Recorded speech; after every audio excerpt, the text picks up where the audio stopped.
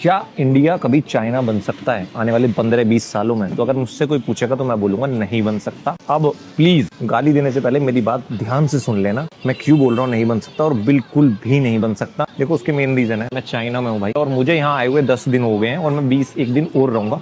और 10 दिन में ही मैंने ये बात समझ लिया कि हमारा और इनके बीच का जो फासला है वो कितना है। भाई पहली बात तो ये देश ही हमसे बिल्कुल अलग है।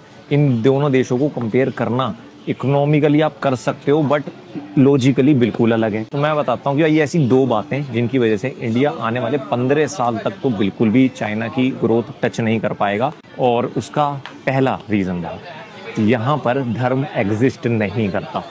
आधे से ज्यादा लोग जो चाइना के हैं वो एथिस्ट हैं। एथिस्ट का मतलब वो लोग होते हैं जो ऑफिशियली अपना धर्म छोड़ चुके हैं और अब उनका कोई भी धर्म नहीं है, ना वो क्रिश्चियन है, ना वो हिंदू है, ना वो मुस्लिम है, ना सिख है, ना ईसाई है।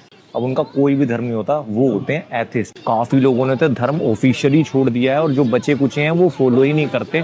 तो इसलिए जो लोगों के बीच जो लड़ने का जो मुद्दा है वो ही खत्म हो चुका, लोगों को बांटने का जो मुद्दा है वो ही खत्म हो चुका। तो धर्म यहाँ एग्जिस्ट ही नहीं करता। आप शहर घूमोगे आपको मंदिर मस्जिद वगैरह बिल्कुल ना के बराबर, मैंने तो 10 दिन में नहीं देखे, कोई बिल्कुल कोने में ढूंढते तो बात और है। दूसरा सबसे बड़ा मुद्दा और जो मेन रीजन है कि यहाँ का जो आम आदमी है उसका राजनीति से ना तो कोई मतलब है और ना वो मतलब रख सकता है। समझ रहे हो, इनका जो पूरा कंट्री है वो इसी हिसाब से डिजाइन है कि भाई आम आदमी का राजनीति के बारे में ना तो बात करना होता है और ना वो टिप्पणी कर सकता है।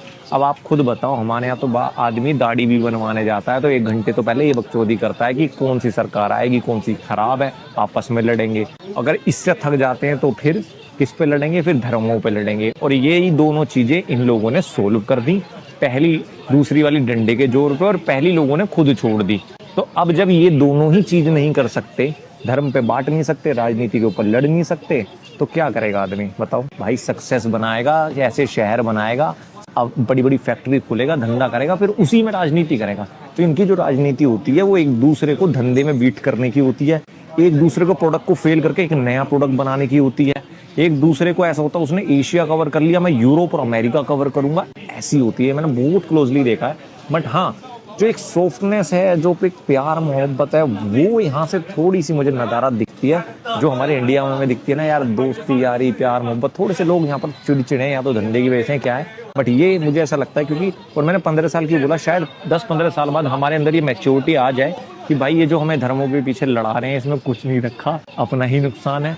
और ये जो राजनेता हैं ये कुर्सी के लिए लड़ रहे हैं और हम इनके लिए लड़ रहे हैं। इनके यहाँ सरकार को कोई शहर बनाना हो तो कल नोटिस आएगा भाई यहाँ शहर बनेंगे और ये घर टूटेंगे, ये इलीगली ऑक्यूपाइड है, कोई सवाल भी नहीं उठा सकता, घर टूट जाएंगे भाई, वहां पर बिल्डिंग बन जाएगी, क्योंकि सही